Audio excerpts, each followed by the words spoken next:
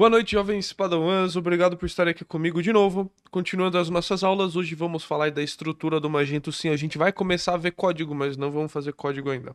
Calma, tá? Por que eu tô falando disso pra você ter calma ainda? Se você não entender como a estrutura funciona, você vai fazer um código macarrônico. Você vai fazer um código fora da estrutura. E o que acontece com o código fora da estrutura? Dá bosta.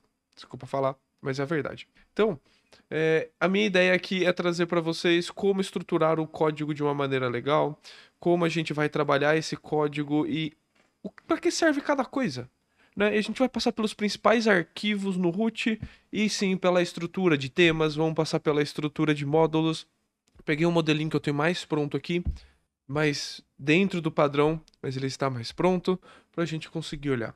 Então vamos lá. O que a gente começa aqui falando vamos entender primeiro o conceito de como o Magento trabalha. O Magento, ele é um MVC, tá? Se você aí do outro lado falar que MVC é Design Pattern, eu vou te dar um tapinha. MVC não é Design Pattern, tá? É uma maneira de você programar. Design Pattern é outra coisa, a gente entra nisso outro dia se vocês quiserem nessa discussão. Mas vamos lá. O MVC do Magento, eu chamo ele de MVCB, tá? Por quê? MVC é o quê? Model View Controller.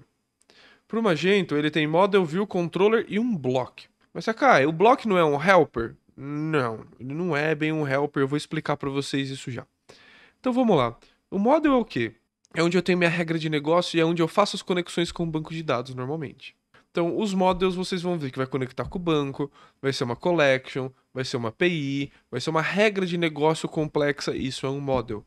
Quando a gente vai pro view, o view é literalmente os PHTMLs. É como eu vou disponibilizar aquilo para o cliente. É a visão do back-end para o front. E o controller é o URL, tá? Pense em controller como URL. Cada URL Ajax que você usa é um controller. Então o que acontece no MVC comum? Eu tenho o controller que ele implementa o model ali dentro, que ele passa o controller passa as informações para a view e a view pode acessar o model também. Por que o Magento falou que ele é um MVCB? Porque ele tem o conceito de block. E esse block do Magento é uma das coisas que eu mais gosto de trabalhar com ele. Por quê? Dentro da mesma página, dentro do mesmo controller, você pode ter blocos diferentes, com estruturas diferentes, e que todo aquele código que você usa para puxar coisa do banco, para filtrar, gerar collection, customizar alguma coisa, você não faz no PHTML, você não precisa ficar criando models. Você cria no block. E para o Magento o que acontece? Cada view, cada PHTML tem que estar obrigatoriamente associado a um bloco, nem que seja o view template básico, que não tem praticamente nada. Mas você precisa. Qual é a vantagem? Você não põe quase nada no seu controller, literalmente. Seu controller de view, ele é praticamente nada, ele é só para declarar view, declarar um title ali, declarar os meta tags, meta description, o básico, mas toda a regra de negócio não tem regra de negócio no controller. A regra de negócio ela vai ficar dentro do block do model. E muitas vezes o block implementa o model e a view nem vê o model.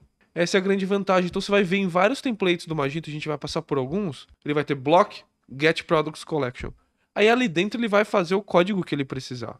Mas você só chama na view um block get products collection. Ou um block get layer, para você pegar layer navigation, os filtros do Magento.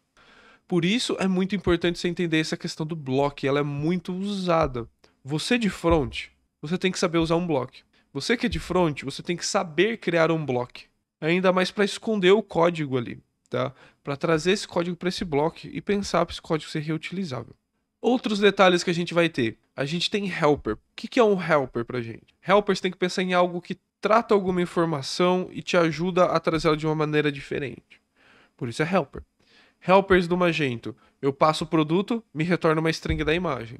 Mais um helper padrão do Magento. Eu passo um número, ele me retorna formatado em moeda. Eu passo uma string e ele me passa formatado para colocar dentro de um atributo HTML com todos os escapes. E por aí vai. E o helper, ele é literalmente um ajudante. Não coloque regra de negócio no helper. O helper, ele não escreve no banco. No máximo, ele lê no banco configs do admin, tá? O helper não é feito para ter lógica de negócio. Mas o helper pode ter algumas lógicas. Como, por exemplo, eu mando o produto e ele vê se o produto tem desconto ou não e me manda o HTML pronto do desconto. Mas se ele também tiver um atributo de novo, eu já mando o HTML da tag de novo junto. Então, esse tipo de regra de negócio eu posso ter. O que eu não posso ter é a regra de negócio core, que a gente chama. Ou seja, olha, quando um cliente compra, eu tenho que primeiro consultar na Receita Federal o CPF, o CNPJ dele, inscrição estadual, para ver se não está baixado. Isso não pode estar dentro de um helper. Isso tem que estar dentro de um model, que vai ter uma conexão com a API, vai ter um fluxo de validação diferente.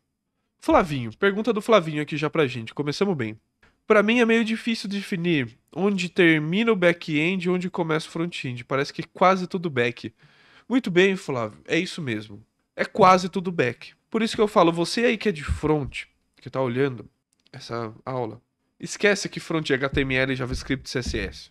Não é mais isso. Se você se ater a isso, você vai ter dificuldade de vaga, você vai ter dificuldade de se desenvolver no mercado. O que eu quero dizer com isso? Você não precisa ser um back-end, um full stack, que vai lá, cria um módulo, faz regra customizada, conecta com API e escambau. Não. Mas, por exemplo, você tem que saber criar um helper para puxar uma config do admin que você precisa. Você precisa saber criar uma config no admin do Magento que é via XML. Você precisa saber criar um block para poder colocar as regras de negócio do block que você quer ali dentro, para você não ficar colocando PHP no seu PHTML.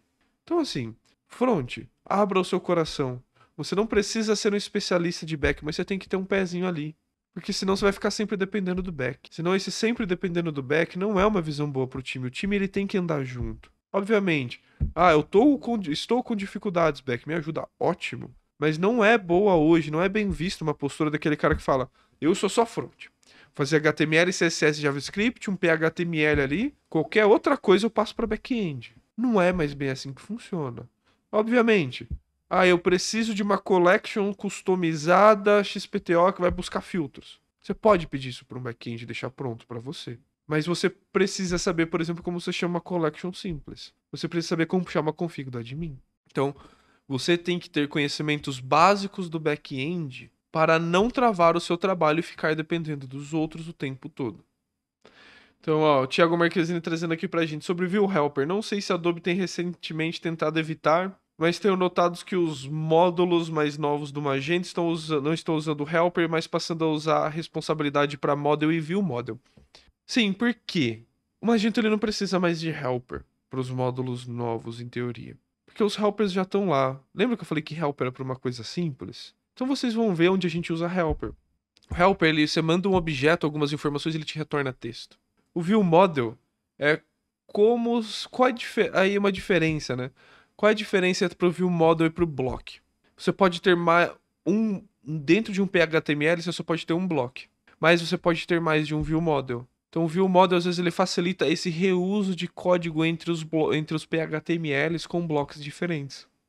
Vamos lá. Que outras coisas são importantes para a gente entender antes de começar a trabalhar com Magento?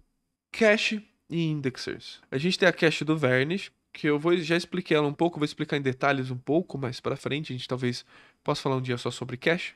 A gente tem a cache do Redis, que é uma cache que a gente chama L2 cache, né? Level 2 cache.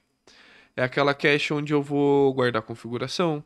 É aquela cache onde aquela query que eu consulto toda vez no banco de dados para puxar a mesma informação para todo mundo, eu deixo cacheado. Então essa é a level 2. A do Varnish é cachear a HTML da página como um todo. E o indexador? Isso é uma pergunta assim que eu sempre trago muito nas minhas entrevistas e até hoje ninguém teve uma resposta decente disso. Falharam miseravelmente. Que é, o que é o indexador e para que ele serve? Alguém quer tentar responder isso? Eu gostaria de ouvir se alguém quer tentar responder isso. O que é o indexador e para que ele serve? O Fábio colocando aqui, para deixar as tabelas de grid prontas e muito mais. Quase, não é o caminho certo. O Thiago deu uma resposta muito boa. Organizar os dados das tabelas para ficar mais fácil e rápido de ler do banco de dados. Quase. Muito próximo. Muito, muito próximo. Tá, então vamos lá, vou trazer aqui para vocês. O indexador, eu faço um paralelo do indexador do Magento com quem já trabalhou com Oracle, com view materializada. Qual a diferença entre uma view e uma view materializada dentro do Oracle? Acho que até o PostgreSQL tem view materializada, só uma SQL que não tem, se eu não me engano. Uma view é uma query que toda vez que você consulta aquela view, ela roda aquela query por trás. Uma view materializada, ela já é diferente. Ela tem essa query, mas de tempos em tempos ela pega os dados gerados dessa query e põe numa tabela física, digamos assim. Numa tabela real. Ou seja, eu não estou usando aquela query, mas consultando essa view materializada, que é essa tabela pronta. Então o indexador para o Magento é muito parecido com isso. Por exemplo, indexador de preço. ele vai pegar preço por website, por customer group, por produto, aplicar as promoções e deixar numa tabela indexada. Por quê? Imagina que você tem que consultar o preço do produto. Você tem que ver o grupo do cliente, o website, preço do produto, se tem promoção e aí mostrar o preço. É muito oneroso para a infraestrutura rodar isso. Então o que eles fazem? Ele pega e fala, ó, eu posso rodar manualmente toda vez que um produto alterar, eu vou rodar tem um cron que vai vir pegar esse produto, pegar todas as promoções, todas as tabelas de preço existentes e colocar numa tabela materializada, numa outra tabela. Ou seja, ele vai pegar essa informação que está solta e ele vai juntar essa informação numa tabela do banco. Por quê? Eu não estou concorrendo com as outras tabelas, mas eu já tenho uma tabela que eu tenho tudo que eu quero. Então, quando eu consulto o preço no front-end do Magento, ele não pega da Catalog Product Decimal para pegar o preço. Ele pega da Index Price. Catalog Product Price Index ou Index Price, se eu não me engano, alguma coisa assim. Por quê? Ali ele tem o produto, o grupo do cliente e o website. E ele já tem toda a lista. Preço mínimo, preço máximo, preço, quanto tem de desconto, quais promoções são aplicadas. Já deixa tudo prontinho ali para você. E é visceral o negócio, porque você não faz uma query. Você fala Customer Group, ID. Product ID, ID. Website ID, ID. Você pega tudo por ID. É uma chave composta única. Então é rápido, é visceral você buscar essa informação. E ela já foi pré-processada. Ou seja, o indexador eu vou processar os dados e usar esses dados de uma outra tabela e de outro lugar. O que o indexador faz também? Ele pega e processa os dados de catálogo e coloca dentro do Elasticsearch. Ou seja, o Magento, em vez de consultar uma SQL, agora vai consultar no front-end dentro do Elasticsearch ou dentro do OpenSearch. Toda vez que um produto for atualizado, eu vou pegar os dados desse produto e atualizar ele no Elasticsearch ou no OpenSearch. Mesmo sendo entre bancos diferentes, o conceito é o mesmo. Eu preparo um dado, trato ele e coloco ele para dentro de outra tabela. Quem trabalhou com BI já pode até fazer um paralelo para o ETL, né? Que você está extraindo o dado, está transformando o dado e está fazendo o carregamento desse dado em outro lugar. Extract, transform and load. Tá? Não é exatamente isso, mas eu estou tentando trazer paralelos para entrar isso na cabeça de vocês. Porque algumas vezes a gente vai precisar criar indexadores, mas tem que criar da maneira certa. Tem que criar indexadores somente quando necessário e quando a gente precisar deles, a gente tem que saber para que serve e como usar. Fez sentido? Ficou alguma dúvida? Eu sei que indexador é uma coisa meio doida. Não, o Flavinho perguntando, os indexadores trabalham com o OpenSearch? Ou é um outro? Tá, então vamos lá. O indexador ele pode trabalhar com qualquer coisa. O padrão do Magento ele vai trabalhar com Elasticsearch ou OpenSearch. OpenSearch é um fork do Elasticsearch. Por causa de uma briga que teve entre a Amazon e as clouds, e Elasticsearch querendo cobrar a licença das clouds porque estavam vendendo como serviço e não só usando para projeto. Um dia a gente pode discutir sobre isso, a gente fala num podcast, um dia alguma coisa sobre essa brincadeira, essa briga que teve, tá? Mas o que ele faz? No caso do Magento, o Catalog Search Full Text, ele pega os dados do MySQL e joga para dentro do Elasticsearch, tá? Então esse é o indexador. O indexador do Elasticsearch ele vai trabalhar dessa maneira. Ele vai carregar de um banco e colocar no outro. Se você trabalhar, por exemplo, com, eu não quero usar Elasticsearch, sacar?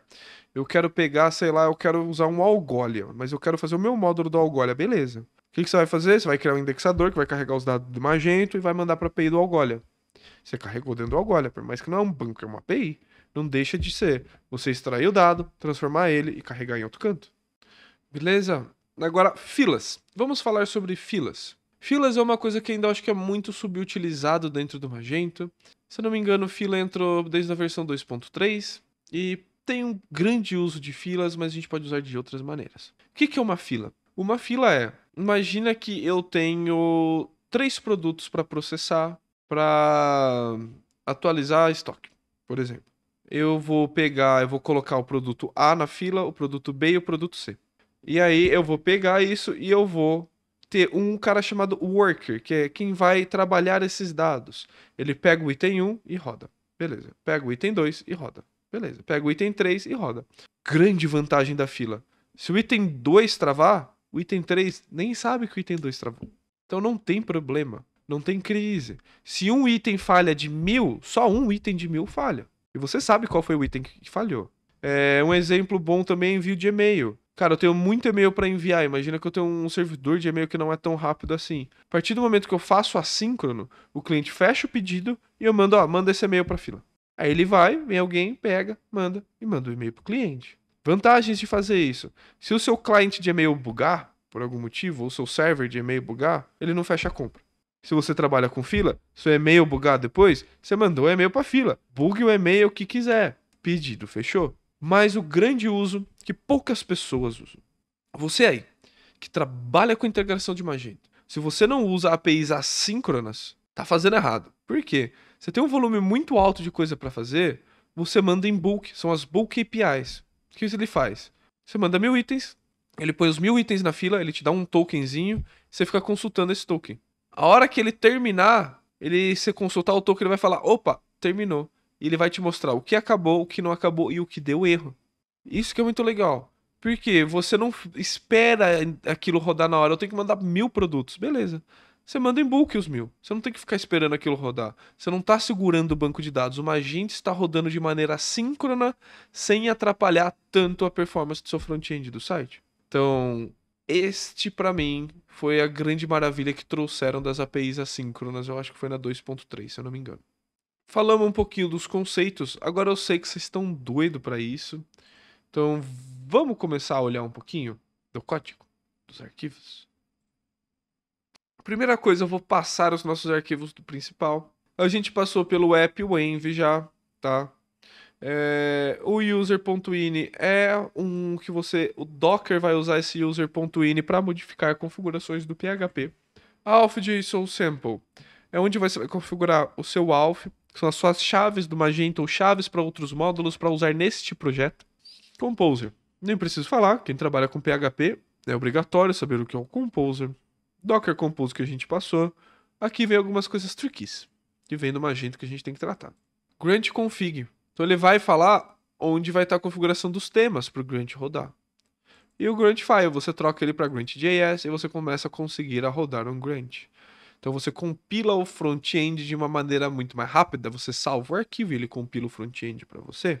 Mutagen, esse arquivo ele é gerado para Macs. Então se você tem um Mac, normalmente você vai trabalhar com Mutagen, apesar de que eu ouvi boatos que a nova versão do Docker, ela resolveu o problema de I/O do Mac. Package.json, de novo, ele vem como um sample, você só troca ele de sample para JSON e você pode instalar npm para rodar suas informações. Vamos aos pouquinho aqui, vamos indo um a um. Dentro da pasta pp. Dentro da pasta pp, normalmente a gente vai ter esses carinhas aqui, tá? Bootstrap e Autoload são os caras que vão fazer a carregamento. Então aqui ele vai fazer o autoload do vendor, vai fazer o autoload das classes e vai também fazer aqui o Bootstrap, ou seja, esse é o Bootstrap do Magento. Ele vai pegar e fazer as configurações iniciais para a plataforma rodar. De baixo para cima, i18n é onde a gente põe traduções. Então a gente põe línguas, traduções, a gente cria aqui as traduções, a gente declara elas. E tudo que for módulo e afim, você sempre vai ver um registration.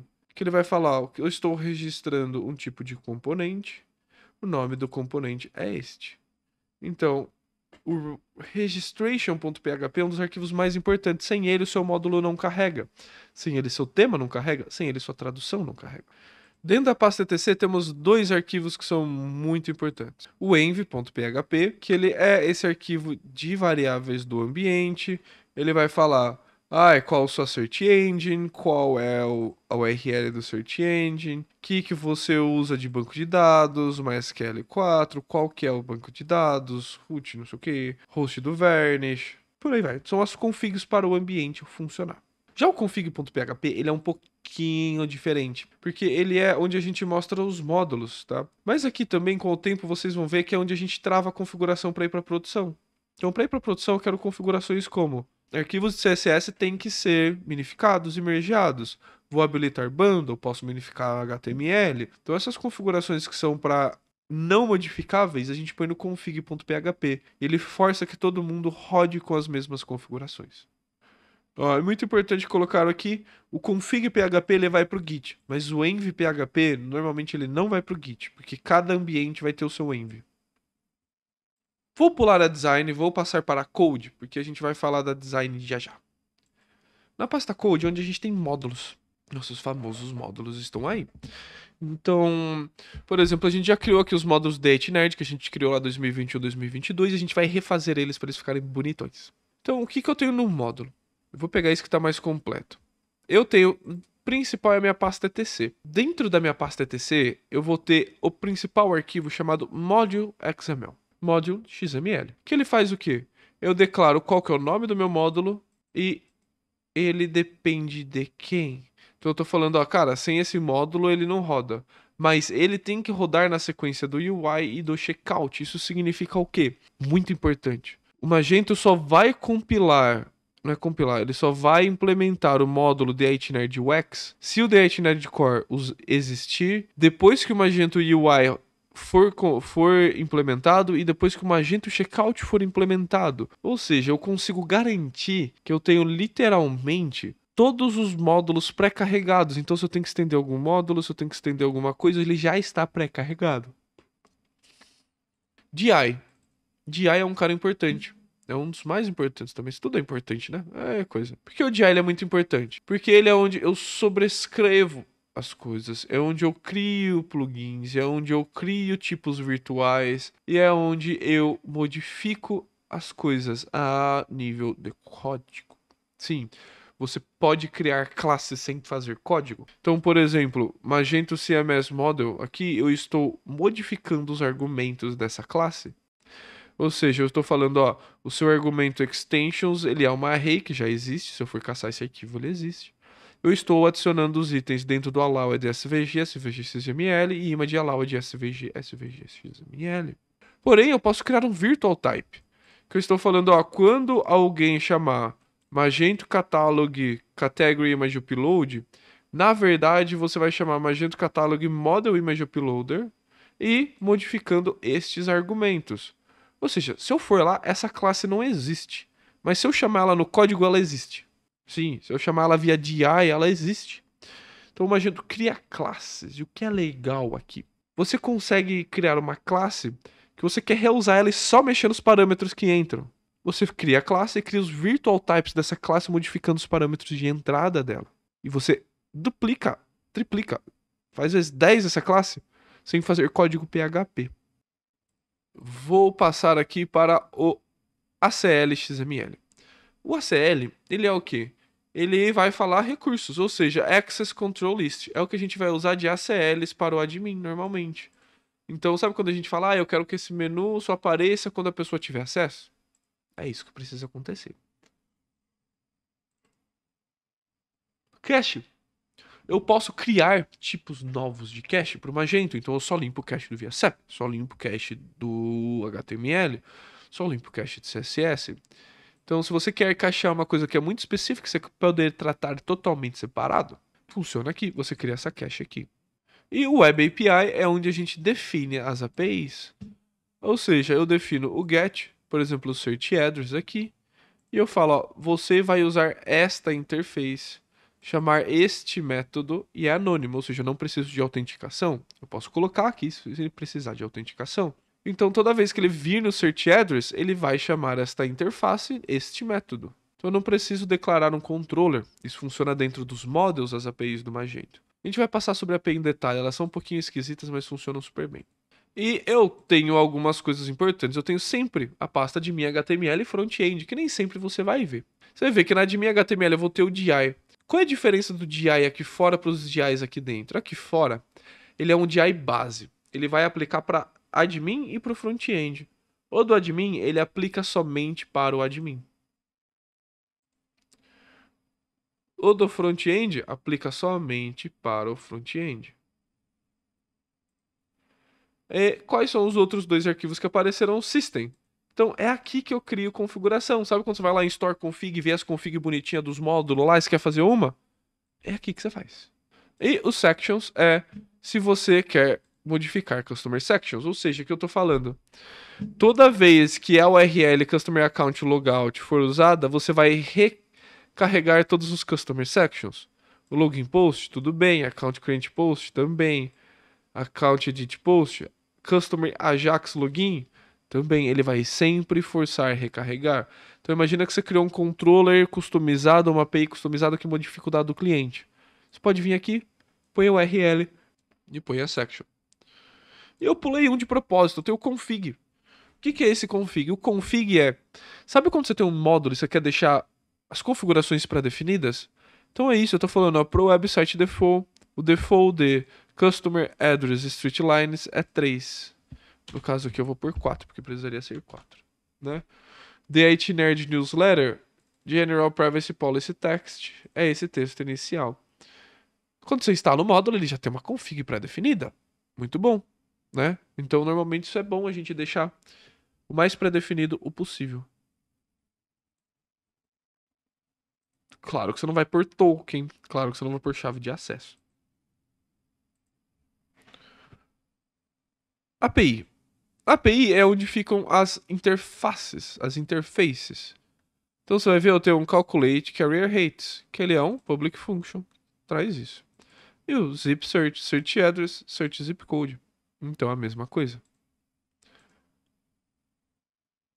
Helper. É onde eu tenho os helpers. Normalmente os módulos implementam esse helper data. Que você vai ver aqui, por exemplo, no nosso helper que a gente tem a constante da config. E aí eu puxo o get product round, por exemplo, que eu falei, ó. Ele vai fazer um monte de coisa, mas no final ele vai devolver um HTML. Ele vai fazer um monte de regrinha aqui para ver qual é o HTML que gera, qual a cor que tá, se tem desconto, se não tem, e assim por diante. Mas também eu posso usar um helper para isso, coisa simples, ó. Me passa uma array de todas as regiões do Magento, sabe? Me passa uma array de todos os estados. Beleza, pode usar um helper para isso. Ou puxar uma config. Estou puxando uma configuração do admin do Magento. Helper também pode ser usado para cache. Por que eu uso helper para cache? Mas Sakai, você não acabou de falar que não podia usar helper para regra de negócio complexa? Não é complexo. Isso poderia ser um view model, mas qual é a vantagem de deixar isso dentro da cache, não de um model, dentro do helper e não de um model ou de um view model? O helper, você chama, desculpa falar da cara do capita, se você quiser.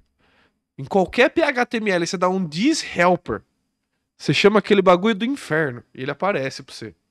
É lindo. Então você vai tratar uma cache customizada, alguma coisa, o helper é maravilhoso. Então, por exemplo, de imagem, é a mesma coisa. O helper, ele só vai trazer se é uma imagem vetor e qual que é a extensão de vetor que ele está aceitando. Então, os helpers são muito usados ainda. Eles têm muito uso. Models, models, models, models, models. Os nossos models são as regras de negócio. Então, por exemplo, aqui eu tenho um client do ViaSAP. Meu client do ViaSAP é um model. Não tem problema. O client do ViaSAP é um model. Perfeito. Cache. Tem uma cache customizada do ViaSAP. Então a cache tag, o cache identifier, toda a parte de setup dela tá aqui. Mas, Sakai, você não acabou de mostrar pra gente que a cache estava ali? São duas coisas. Um é a definição da cache do ViaSAP, que a gente mostrou que tem uma cache nova. E o outro é utilizar a cache. Escrever, ler e salvar as caches. Tá? E dentro de API eu coloco, é um padrão, nem todo mundo coloca API, já coloca nos model direto, mistura model com API, eu não sou muito fã. Mas é isso, você cria uma API e ó, onde eu chamar aqui, ele vai ter o search address, ele vai dar um return, e aí eu trato o que eu precisar, chamo o helper, chamo o model, chamo o que você quiser aqui dentro. Mais de model, eu vou mostrar isso aqui para vocês. Eu também tenho, por exemplo, o model dos meus objetos. Definindo meu objeto, todos os setters e os getters.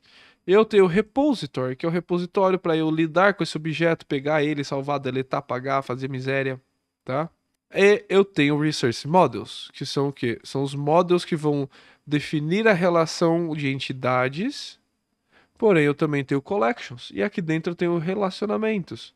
Então eu tenho o save read handler aqui, por exemplo, de store, para eu fazer um join, tá?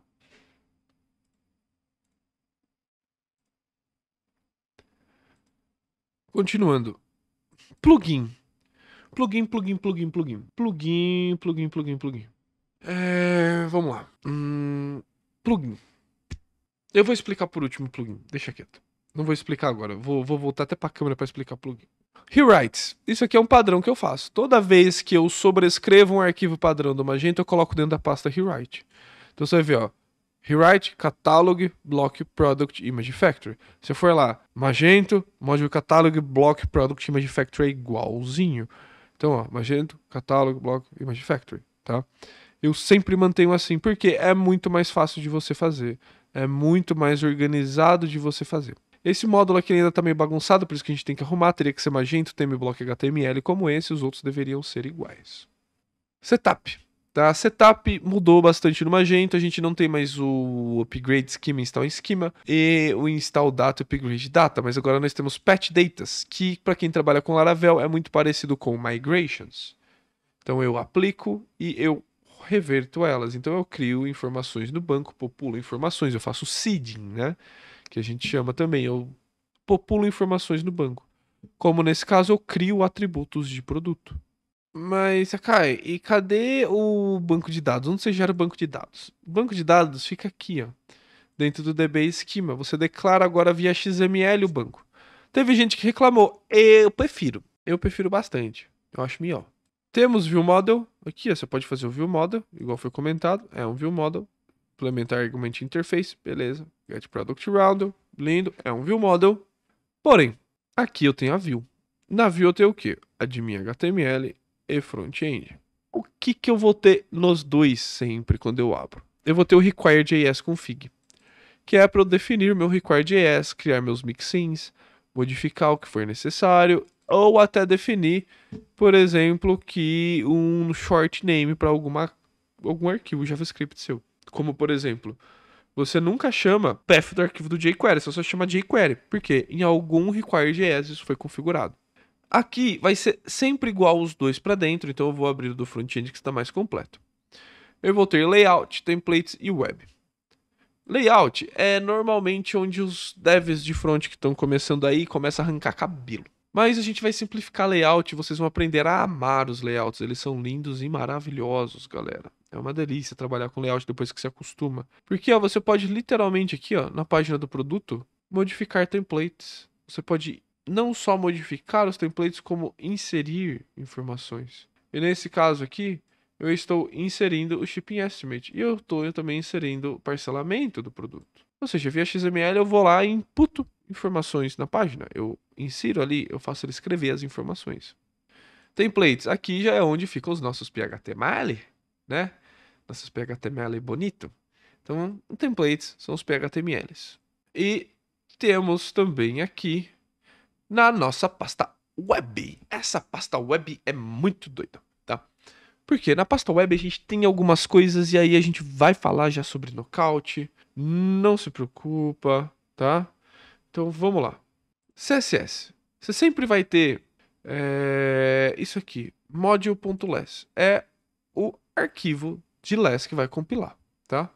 Então, tome cuidado, a gente vai entrar nesses detalhes durante tema, template, as coisas que... O module.less, ele vai sobrescrever tudo do Magento padrão, se você pôr no módulo do Magento, no seu tema. Então a gente tem que tomar cuidado, a gente usa o extends, e aí a gente vai passar sobre isso lá na frente, não se preocupem. Vamos lá. Helpers, então isso aqui, ó, eu criei meus less de helpers. Um dia eu passo sobre essa maluquice que eu fiz com vocês, eu fiz um... Demorei uns dias pra chegar nessa solução. Eu literalmente fiz um less que gera less. Então é meio maluco, mas fufunfia. É bem legal. E eu tenho images, ou seja, eu coloco imagens do meu módulo, imagens do meu tema, que eu quero imagens estáticas aqui.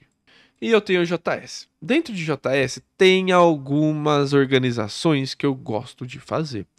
E que eu vou organizar diferente. Eu parei pra pensar e a gente vai fazer uma organização um pouquinho diferente nesse projeto. Que é o quê? Eu coloco normalmente, nada disto que eu estou passando é obrigatório. São boas práticas que eu implemento e eu estou melhorando as minhas boas práticas e eu estou querendo passar para vocês, tá? Não é obrigatório, não precisa escrever na pedra, mas vocês vão ver que faz sentido. Tem o lib, ou seja, quando eu tenho biblioteca, eu coloquei uma biblioteca de jQuery Mask, né? Eu modifiquei a biblioteca, eu criei uma biblioteca para validação. Então, quando eu trabalho com bibliotecas, eu coloco dentro de uma pasta lib. Certo? Fiz uma biblioteca de lazy loading para browsers antigos, que hoje já não tem mais tanto uso. Mas tá aqui. Tá? Models. Models são os models do Knockout. Eu sei que tem gente que subiu um arrepio na espinha aí, a hora que eu falei de Knockout. Agora não se preocupem, o Knockout não é tão difícil. Se você mexe com React, entende um pouquinho de orientação a objeto, mano, sua vida vai ser muito mais fácil. Vocês vão entender. Então o model é o quê? É literalmente isso, ó. Eu falo define keyO, eu só retorno um JSON, tá? O JSON ele fala o quê? Que é um height, é um observable e loading é falso. O que significa? Qualquer knockout que implementar este cara e isso aqui for modificado, eles recarregam e recebem o dado novo, liso, lindo, maravilhoso. A gente vai entrar em detalhe. Não se preocupe, eu vou passar, a gente vai fazer knockout junto. E aqui, por exemplo, você tem widgets, né? Product. Só que aqui, tá vendo? É um widget. Eu vou criar uma pasta aqui dentro chamada widget. Então eu não tenho uma view, então eu vou criar uma widget. Por quê? Criando uma pasta widget, eu separo o que é widget, o que é view de knockout, o que é model de knockout. Então vai ficar mais fácil a hora que você bater o olho na pasta e falar: olha, aqui eu tenho widget, aqui eu tenho knockout, aqui eu tenho biblioteca. Olha que da hora, né? Então a gente vai fazer, a gente vai refazer tudo isso, não se preocupem. E a view é a terror. É o ódio dos desenvolvedores. E é knockout, tá? Então vamos lá, por exemplo, ó, o hates, que é o que a gente vai fazer. Isso é o knockout simplão. Funciona, é lindo, tá? Então você vai ver ó, que eu implemento the nerd.js model shipping hates. Eu implemento o model hates. A partir desse momento, qualquer coisa que é modificada, que é um que observable lá, refaz o HTML inteiro. E o que é legal, dentro do zip search eu não tenho ele, mas ó, eu já coloco rest data, eu coloco função do search data. Então eu já coloco aqui as minhas informações. O knockout ele é uma estratégia chamada view, model view model, né? É isso mesmo, MVVM, model view view model. É model view view model. É isso. Tá? Então é assim que ele trabalha. Mas o que que é legal aqui, ó? Eu fiz um widget de jQuery. É esse aqui que eu fiz o widget de jQuery? Não. Esse aqui é do Zip Search, é do Hates. Então o que que eu posso fazer? Se um widget de jQuery em si, tá? Ó, o Shipping Calculator. Ah, o Shipping Hates que ele usou. É um widget, certo? Mas a partir do momento que eu venho no meu Hates Model e eu escrevo de um widget, o Knockout recebe essa informação que eu escrevi e ele recarrega o template com a informação que eu escrevi. Então, não é tão difícil. Às vezes fazer um widget de jQuery bem feito é mais difícil que fazer um knockout legal. Obviamente, o knockout do checkout do Magento, cara, aquilo lá é um inferninho. Até você pegar o negócio ali é tenso, tá? Mas dá. A gente faz junto. E eu tenho template. O meu template é o que? São os templates do knockout. Então vocês vão ver, ó. KeyO, if customers login, if has points. Então aqui é onde eu vou trabalhar o template que o knockout vai usar. Então, ó, vários templatezinhos pra gente brincar e olhar. Vamos lá, passamos da parte do view do front-end. Lembra que eu falei que eu ia deixar plugin por último? Então, pera aí. Deixei plugin por último e foi de propósito. Por que plugin ficou por último? Porque ele é difícil de entender no começo, mas ele é lindo. Então, o plugin ele vem de um design pattern chamado Visitor ou Interceptor Design Pattern. Qual é a ideia dele? Você consegue interceptar qualquer método público de qualquer classe que é usado através do Dependency Injection de Object Manager do Magento. Vou tentar te explicar para ver se isso entra na cabeça. Você pode interceptar a entrada ou a saída de qualquer método público de classes que são utilizadas corretamente dentro do Magento. Ou seja, imagina que você quer mexer na entrada ou na validação para ver se uma classe pode ser executada ou não. Né? Se aquele método pode ser executado ou não. Em vez de você sobrescrever a classe inteira, você cria um plugin. Você vai falar, ó, antes de executar o método desta classe, você vai executar este plugin. E você pode dar um exception ali que ele parou a execução do código. Ou ele entra dentro da tratativa, ou você modifica os dados que vão entrar dentro do método. Ou um after, que você modifica os dados que vão sair. Imagina que você quer, eu quero de alguma maneira mudar o currency para colocar um espaço entre o R cifrão e o valor. Você pode modificar isso só fazendo o plugin, sem ter que sobrescrever a classe inteira. Você faz um plugin after. Sakai, mas eu quero modificar a entrada e a saída. Não tem problema, você faz um plugin around. Você pega ele, você dá um proceed, recebe essa saída e retorna a saída que você quer. E ele funciona. E você pode ter mais de um plugin para a mesma classe, aí que pode ficar confuso e vocês têm que tomar cuidado. Mais de um plugin para a mesma classe tem uso. Mas você pode ficar um pouquinho perdido ali, qual roda primeiro, qual rodou depois. Então você tem que tomar cuidado com múltiplos plugins para a mesma classe, mas funciona. Voltando aqui, então vamos falar de plugin. Então vocês vão ver, por exemplo, ó, o meu plugin de Lazy Response. O que ele faz? Before Send Response, ou seja, antes dele enviar a resposta do HTML. Eu estou pegando e eu estou modificando o HTML da página. Eu estou modificando todo o HTML que ele vai usar.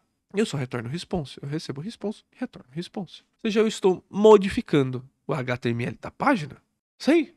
Mexer no core do Magento. Eu mexi no HTML, em como o HTML sai para a página. Se eu for olhar aqui dentro do checkout, eu mudei o layout do checkout. Então, after process, depois que ele processou o layout do checkout, eu venho, não. Você não terminou de processar, não. Eu vou processar isso para você de novo. O plugin tem um uso muito bom. Só cuidado. Que, eu preciso mexer no plugin, mas eu preciso usar um método protegido ou privado da classe. Irmão, aí não tem jeito. Aí você vai ter que sobrescrever a classe. O Adriele soltando aqui pra mim, ó. Vou até ter pesadelo. Kyo no checkout. Os devs têm pesadelo no início, tá? Tem uns pesadelinhos. E eu tenho um carinha aqui chamado UI nesse. UI é o quê? UI são UI components. São componentes da user interface usados principalmente para o admin. Então eu estou falando URL path para delete, para edit. E aqui eu estou retornando uma configuração de botão. Então quando eu venho no admin HTML, eu tenho o UI component falando, ó, form e o list. Ou seja, eu estou declarando o formulário de registro e o formulário de listagem. E aí aqui, inclusive, ó, the itnerd SEO UI components template actions. Então, é uma action column. Voltando aqui, pessoal. Alguma dúvida até agora? Então, vamos lá. Eu vou falar de um item que o Marquezine colocou, ainda bem que o Marquezine me lembrou. Que é um bagulho que eu não uso há bastante tempo que eu não crio um, tá? Que são observers. Observers, ele vem do design pattern de Event Observer. Que é o que? Ele tem um evento que ele fala, ó, before save product. E você pode pegar aquele evento e modificar o dado antes. Qual a diferença entre um evento e um plugin? O evento, ele vai executar naquele pedaço do código. Então eu posso colocar um before save product no meio da classe, no meio do método. Já executei um monte de coisa. Ou seja, aquilo ali não vai ser afetado dali para trás. Ele vai afetar o objeto que eu passei. Qual a grande diferença disso? No plugin você intercepta e modifica a entrada e a saída da classe. E não um objeto da execução dela. Então, tem seus usos, tá? O Magento tem descontinuado alguns observers em favor de plugins, mas existem casos que são úteis. Por exemplo, todo model que você estende, ele tem um before save. Então, se eu vim aqui no meu SEO, por exemplo, no model, na minha entidade template, e aí eu for no meu abstract model aqui, ó, ele tem o event prefix, tá vendo? E aí, se eu for olhar esse event prefix, ele tem aqui, ó, before load, dispatch, model loader before, dispatch, model loader before. Então ele vai trazer aqui, ó, after load, no before save, commit callback. Então isso facilita nesses casos que eu preciso modificar os objetos e eu não estou compartilhando, né? Muito bem. Obrigado, falei tanto aqui, não estou compartilhando. Vamos voltar. Então, um exemplo aqui dos observers é, por exemplo, se eu vier no abstract model, eu tenho um carinha chamado event prefix. Se eu for olhar o uso dele, eu vou ter vários usos, porque ele fala no before load, ou seja, antes de retornar o carregamento, before after load, depois que eu carreguei um model. Então ele vai trazer aqui after commit callback, ou seja, depois que eu comitei, depois que eu salvei e comitei aquilo no banco. O que você quer fazer com esse objeto? Você quer mexer nele? Você quer receber ele? Quer mandar ele para algum canto? Before save, antes de salvar o objeto. O que você faz com esse objeto? Antes de salvar ele. After save, se a gente for caçar aqui, vai ter vários disso e é mais usado para models. Eu acho que o observer ele é muito útil quando a gente trabalha com models e entidades, mas para modificação de métodos, eu ainda prefiro sempre fazer o plugin, tá? Eu sei, mas Sakai, você tá indo contra, o negócio tá ali, tá pronto. Sim, tá pronto. Tá ali. Mas se você puder usar o plugin, ele é mais fácil de gerenciar um plugin e saber que plugins existem do que saber quais eventos estão sendo executados. Então, é um pouquinho mais fácil. Bem, pessoal, tem alguma coisa que vocês têm dúvida até agora? Tem alguma coisa que vocês querem que eu repasse? Porque aí eu vou entrar dentro da estrutura de um layout do front-end. Eu trouxe uma mãozinha pra me ajudar aqui hoje. Estão precisando de uma mãozinha pra fazer pergunta? Porque eu já dei aula e depois o povo me fez pergunta depois da aula que eu sabia que a gente tava na aula. Vocês querem perguntar alguma coisa? Tem a ajuda da mãozinha. Não, certeza? Thiago Marquezine, é essa mão que abre o chopp, é essa mesmo. Beleza, pessoal? Então vamos entrar ali pra parte de templates. E aí eu vou falar de estrutura, A gente vai parar em estrutura hoje, tá? Eu não quero fazer código, desculpa falar a lá caralho, tá? Sair fazendo de qualquer jeito, eu quero planejar esse código pra gente fazer. A gente vai começar a fazer código sem ser front-end, vamos começar a refazer os módulos, e se tudo der certo, a gente começa logo logo. Vamos lá. Vou trazer de volta o código pra vocês. Então vamos lá. O que eu tenho? Eu tenho design, admin HTML e front-end. Sim, se você for maluco o suficiente, o seu cliente quiser muito uma coisa super customizada dele, você pode customizar o admin do Magento pra ele. Ah, o cara quer a cor dele no admin. Beleza. Dá pra fazer. Eu acho desperdício de tempo, mas dá pra fazer. Tá? Eu tive cliente que pediu, mas dá pra fazer. Front-end, aqui vão estar os meus templates do front-end.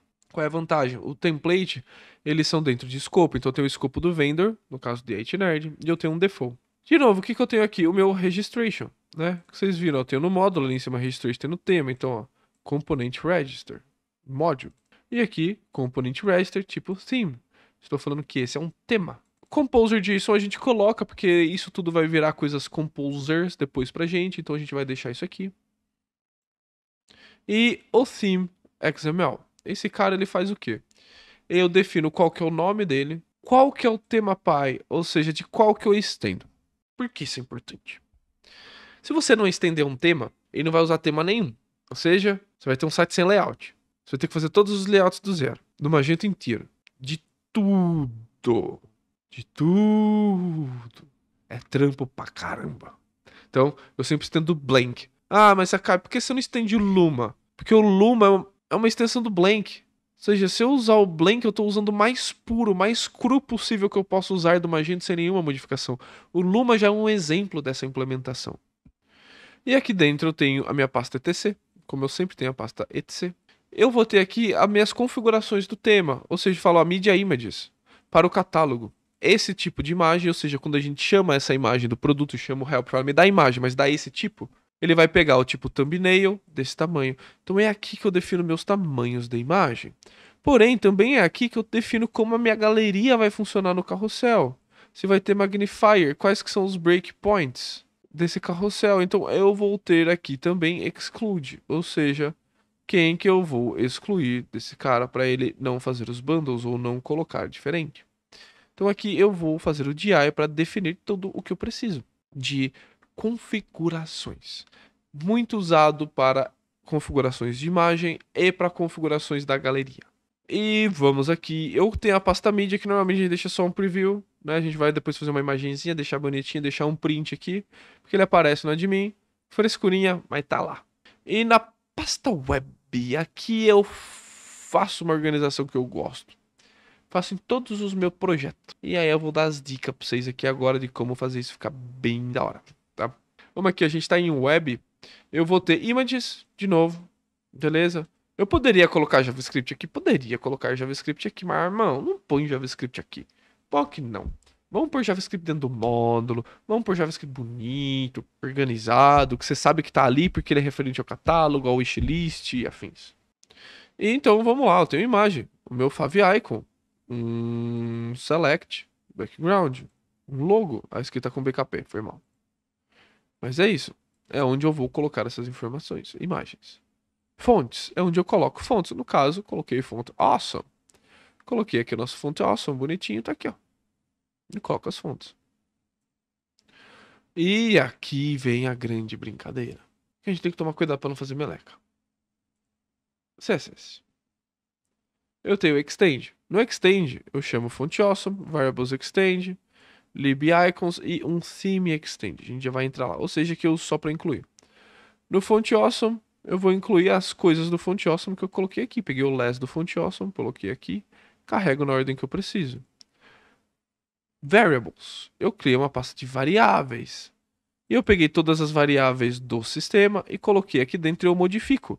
Então, se eu modificar aqui, por exemplo, o Team Color Primary roxo, eu posso vir colocar aqui nele, não vai ser roxo não, agora você vai ser laranja. A hora que a gente recompilar o site vai ficar laranja. As coisas, em vez de sair de roxo, vai mudar para laranja. Então aqui eu tenho tudo, desde typography. Dentro do typography, por exemplo, eu falo qual fonte você vai usar, qual a fonte de ícone, ó, qual que é o path da fonte de ícone, qual que é o nome da fonte de ícone, qual fontes você vai usar no site. Você já mexe aqui? Informações de tipografia, como tamanho, peso, line height, indentação, fica tudo aqui. Mas você viu que tem coisa pra caramba, né? Não, eu não decorei tudo isso. Tem um segredo de onde tirar isso. Se você vier aqui em dev, é lib, desculpa. Lib, web, css, source, lib, verbos. Tudo aqui, ó. Então eu literalmente peguei esses arquivos, copiei tudo pra lá e coloquei um extend na frente, pra não sobrescrever e sim estender o arquivo. Dentro de sim, eu criei um sim extend, que eu vou fazer o ABS Grid Action List, eu modifico coisas do tema mais genéricos. Não é necessário fazer isso, você pode fazer direto dentro dos módulos, mas aqui é uma opção. Lib é uma coisa que a gente pode modificar as bibliotecas do próprio Magento. Então tá vendo aqui que eu criei a lib? Então se eu vier aqui, ó, em lib, icons extend, eu venho aqui na icons. Por que eu modifiquei? Porque eu estou usando o Font Awesome, ele tem um padrão totalmente diferente de line height, espaçamento, do que tem esses ícones do Magento, que são bem mal feitinhos, eu acho, por sinal. Mas funciona. Então eu sobrescrevo as libs. Então quando eu venho aqui em extend, eu carreguei essas libs, ou seja, quando eu carrego essas libs, ele vai sobrescrever aqueles métodos. Mas se a você podia ter criado um arquivo lib aqui fora, realmente ficaria mais bonito. Quando a gente for refazer este layout, refazer ele, a gente faz isso para ficar bonito. A gente cria um arquivo de lib que implementa as libs. Realmente pode ser melhor. E aí aqui é o grande segredinho para você poder customizar o magentinho e ele ficar bonitão. Como estufufuf. Todo módulo tem vendor e nome do módulo, certo? Então no nosso caso, The IT Nerd UX, The IT Nerd SEO. Então, Magento Catalog. Se eu for lá na vendor, Magento, a minha vendor, meu vendor é o Magento. Eu vou ter um cara aqui, Module Catalog. Ah, mas Sakai, como você sabe que escreve daquele jeitinho? Você vem aqui, ó, e puxa esse cara, Module. Então você vem aqui, Module Catalog, copia isso aqui e cria a pasta lá. Criou a pasta aqui com isso, ele já vai começar a usar esta pasta para sobrescrever arquivos. Eu peguei um template aqui que não tem nada, então vamos pegar o template padrão do Magento. Vai ser mais fácil.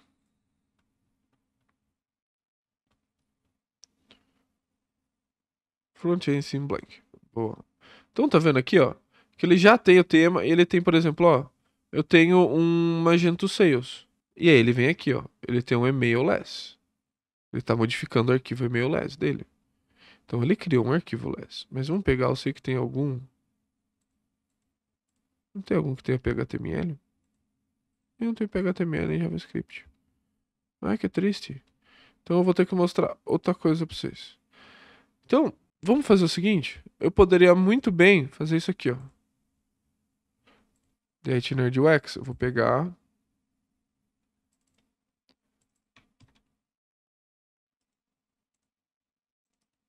New folder. E aí eu venho tudo que eu tenho aqui, ó, dentro da parte view, front-end, e eu copio pra cá. Isso significa o quê? Que o Magento vai parar de olhar os arquivos aqui de dentro e vai olhar aqui. Ou seja, eu mexo no require config, eu mexo no CSS, eu mexo nas imagens, eu mexo no JavaScript, eu mexo nos templates, eu mexo nos layouts XMLs. Então é assim que a gente faz, é literalmente isso. Se você quiser pegar tudo, você vai, copia tudo que está dentro da view front-end e taca aqui dentro. Aí você remove o que não quer, deixa o que você quer, modifica o que precisa. E é isso. Eu sei que tem muito misticismo atrás de como o Magento trabalha, de verdade, como ele é. Realmente, tem mais detalhes no meio do caminho? Tem mais detalhes no meio do caminho. Tem mais coisas no meio do caminho? Tem mais coisas no meio do caminho, mas eu vou passar poucas coisas antes da gente fechar a aula. Então eu queria fazer mais uma pausa pra gente ver se vocês têm alguma dúvida, se vocês querem comentar alguma coisa. Porque eu vou falar agora do DI Compile. Sim, o Magento ele compila PHP. Foi a primeira vez que eu vi um negócio que compila PHP. Bem legal. Então vamos lá. O que é o compilador do Magento? O compilador do Magento, ele vai trabalhar com os DIs. tudo que tá aqui dentro dessa generated é compilado do Magento. Então se eu vim aqui, ó, rm-fr generated asterisco, ó, morreu. Mas eu rodo bin Magento, setup, di, compile. Ele tá ali, ó. Interception cache generator, plugin list generator, ou seja, ele tá fazendo tudo, tá? Então se eu olhar aqui, ó, eu gerei tudo de novo. Ah, o terminal tá atrás da minha imagem. Cagada, né? Tudo bem. Eu só rodei o di compile. Então se eu olhar, eu só rodei isso aqui, ó. Não dá nem pra ver, né? Cara, sacanagem. Mas beleza. Eu vou mostrar isso em detalhes várias vezes pra vocês. Eu vou lembrar de usar o Wake da próxima vez. Se eu for olhar aqui dentro do code, por exemplo, ó, eu tenho Magento. Aí eu vou olhar, porque eu tenho tudo isso de arquivo. Porque, ó, quando eu vou olhar as coisas, por exemplo, ó, vamos pegar aqui um customer, que eu sei que tem bastante coisa.